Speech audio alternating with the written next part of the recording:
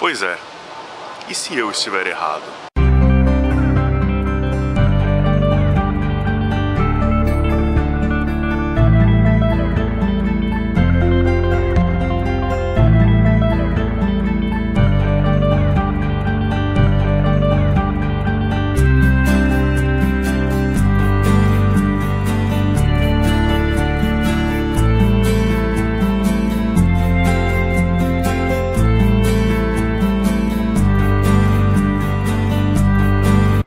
Gente, não deve ser nenhuma surpresa para vocês o fato de constantemente me perguntarem: e se eu estiver errado sobre ser ateu? E se realmente existir um Deus?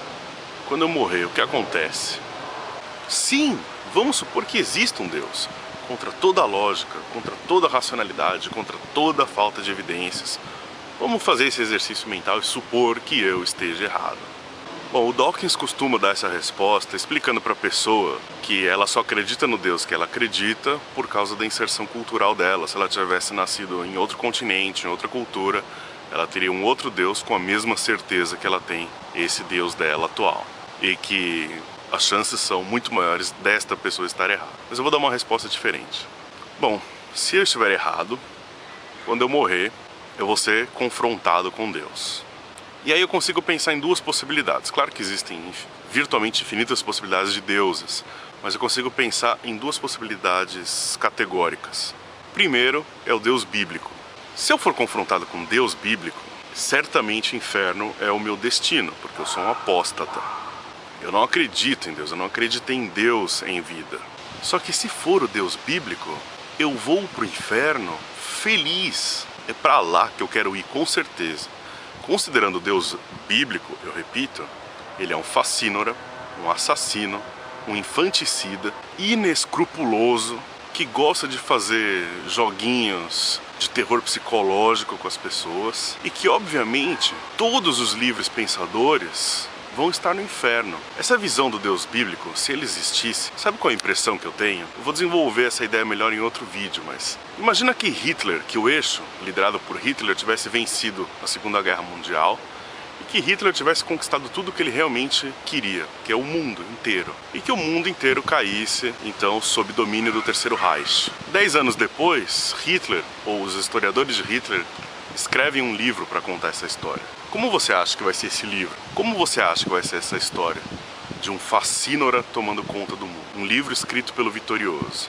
É óbvio que Hitler vai ser o cara legal, o bonzinho, que unificou o mundo, que salvou o mundo das suas mazelas. Essa é a visão que eu tenho do Deus bíblico se ele existisse. O facínora que ganhou a guerra e escreveu o livro do vitorioso. Portanto, ir para o lado do perdedor nesse caso, o inferno, seria a melhor coisa que poderia acontecer comigo. E eu estaria muito feliz, pode ter certeza. Porque, obviamente, o inferno não seria nada daquilo descrito no livro do vencedor.